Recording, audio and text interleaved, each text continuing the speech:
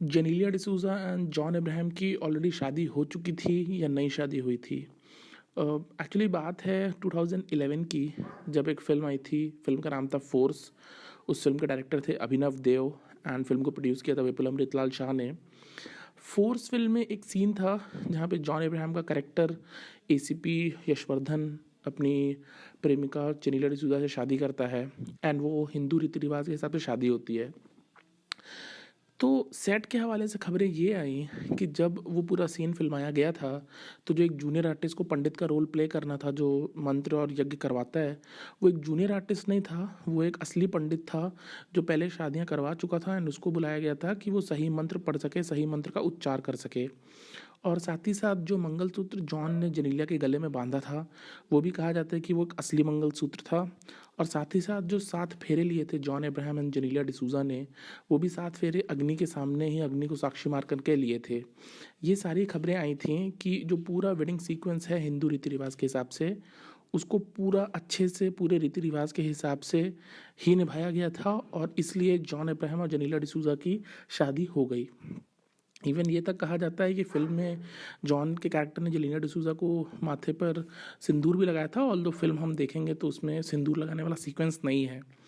जब 2012 में जेनेलिया डिसूज़ा की शादी हो रही थी रितेश देशमुख से, तो उस वक्त काफ़ी सारे लोगों ने, जो टेक्नीशियंस फ़िल्म में इन्वॉल्व थे फ़ोर्स में, उन लोगों ने क्लेम किया कि जेनेलिया की ऑलरेडी जॉन से शादी हो चुकी है एंड उन्होंने जॉन को डिवोर्स नहीं दिया है, तो वो रितेश से शादी नहीं कर सकती हैं।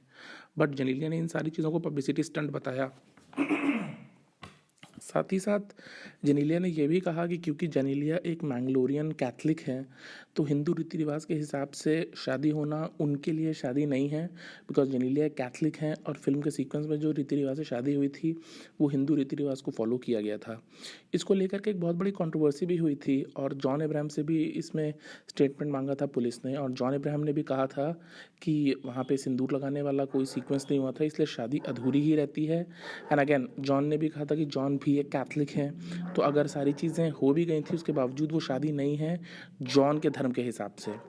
एंड ये सारी चीज़ें देखिए एक पब्लिसिटिक स्टंट ही होंगी। को कभी भी जब ऐसे सीक्वेंसेस होते हैं तो उसमें फिल्म के प्रोड्यूसर्स, डायरेक्टर्स, एक्टर्स स्पेशली इस चीज़ का ध्यान रखते हैं कि ऐसे सेंसिटिव चीज़ों को जब पोर्ट्रे किया जाए तो उसमें किसी भी वे में किसी को भी ऑफेंड ना किया जाए, राइट। जब सिंदूर भी मांग में लगाया जाता है तो वो माथे के पास ही लगाया जाता है, ऊपरी पोर्शन में।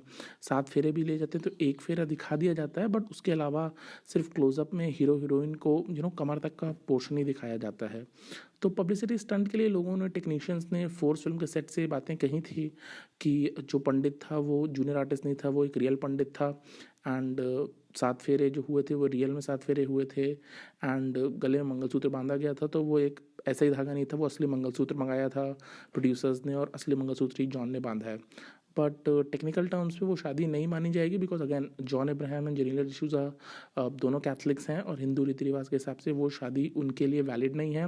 और दूसरी चीज़, मांग में सिंदूर लगाने वाला जो रिचुअल है वो पूरा नहीं हुआ तो शादी कंप्लीट नहीं होती है।